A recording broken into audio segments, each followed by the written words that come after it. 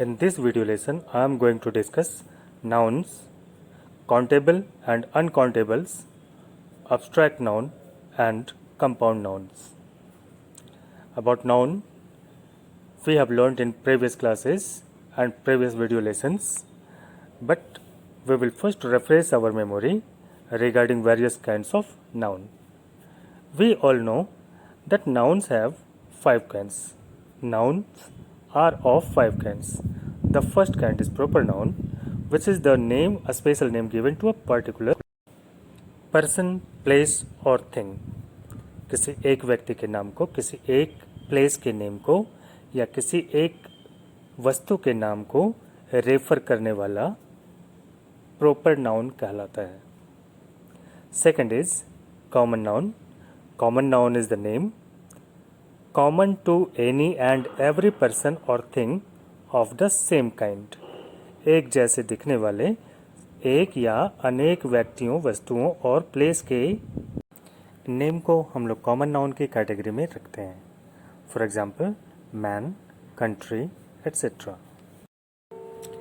Collective noun denotes a group or collection of similar things or individual, whereas material noun is the name of things that are used as materials to make different articles.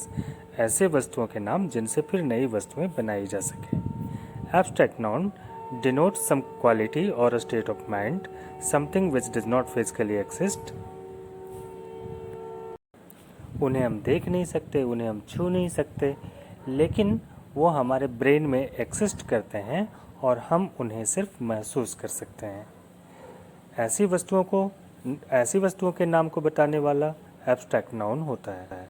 जैसे wisdom, anger, इन सारी चीज़ों को हम लोग महसूस कर सकते हैं लेकिन हम देख नहीं सकते. विजडम दिखाई नहीं पड़ता, एंगर स्टेट ऑफ माइंड है, हमारी दिमागी हालत होती है, एंगर दिखाई नहीं पड़ता, तो इसे हम एब्स्ट्रैक्ट कहेंगे.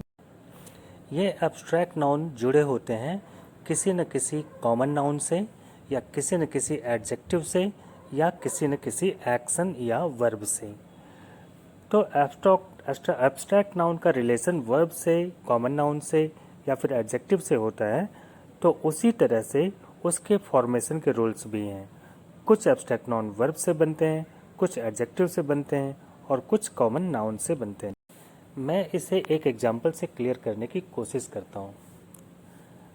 व्हेन वी से स्काई इज क्लियर, स्काई को हम लोग क्लियर बोलते हैं. स्काई में ऐसी कौन सी गुण है जिसकी वजह से हम उसे क्लियर बोल रहे हैं? क्लैरिटी है. तो जिस वस्तु में क्लैरिटी होगा, क्लैरिटी का गुण होगा, उसे हम क्लियर कहेंगे. बीरबल को हर कोई वाइज मैन कहता है क्योंकि उस बीरबल के अंदर एब्स्ट्रैक्ट नाउन विजडम था.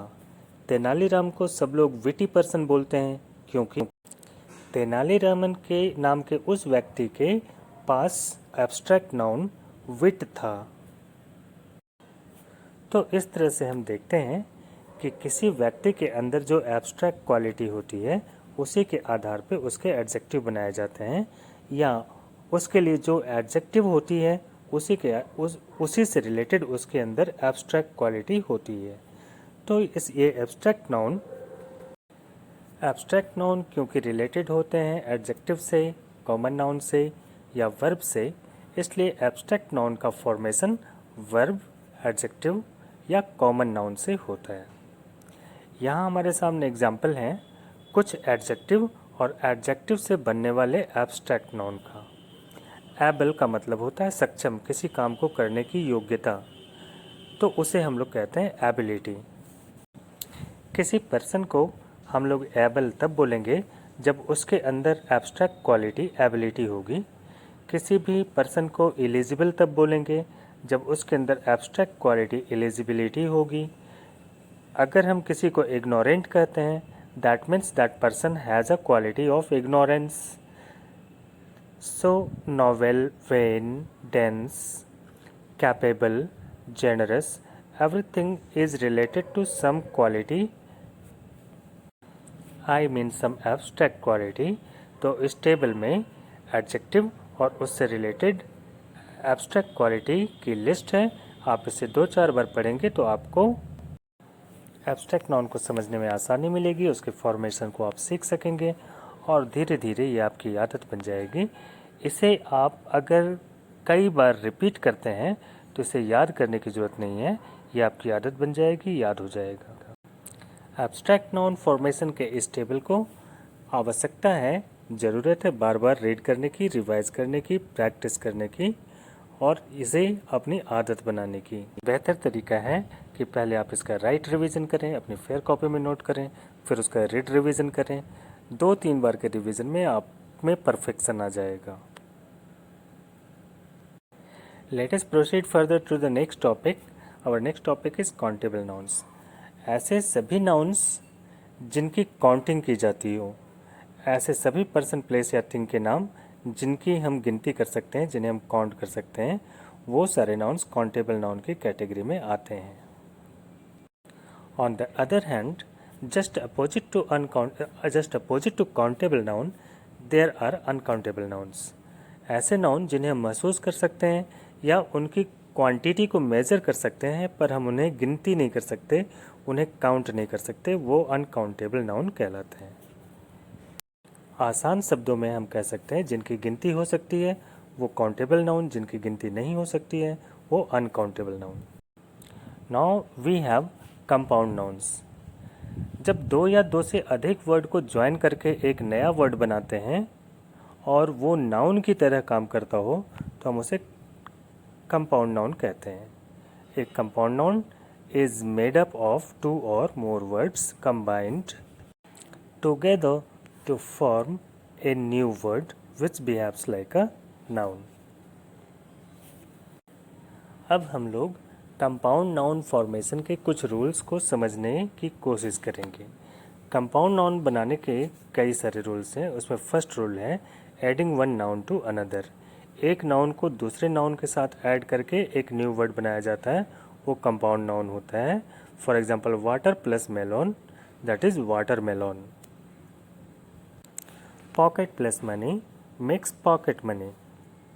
तो यहाँ हमने देखा कि 2 नाउन वर्ड को ऐड करके और एक कंपाउंड नाउन को फॉर्म किया जाता है, बनाया जाता है। एक compound noun is also formed by adding a noun to an adjective. एक नाउन को किसी एडजेक्टिव से ऐड करके और नया वर्ड बनाया जाता है, वो भी कंपाउंड नाउन बनता है। That means noun plus adjective, that means compound noun. Let us take example number A. Green is adjective, grocer is noun. Both are added to form green grocer, and green grocer is a compound noun. Rule number 3 says that a compound noun is formed by adding a prefix to a noun. Noun में prefix add करके और compound noun बनाया जाता है। Rule number 4 says adding a suffix to a noun. किसी noun में suffix add करके और उसे कंपाउंड नाउन में कन्वर्ट किया जाता है। प्रीफिक्स किसी भी वर्ड के पहले ऐड किए जाते हैं और सफिक्स किसी भी वर्ड के एंड में। Next is the summary of this lesson, the important point, the important definition of all kinds of noun and whatever have we learned in this chapter. So we'll read the summary carefully and then do exercises.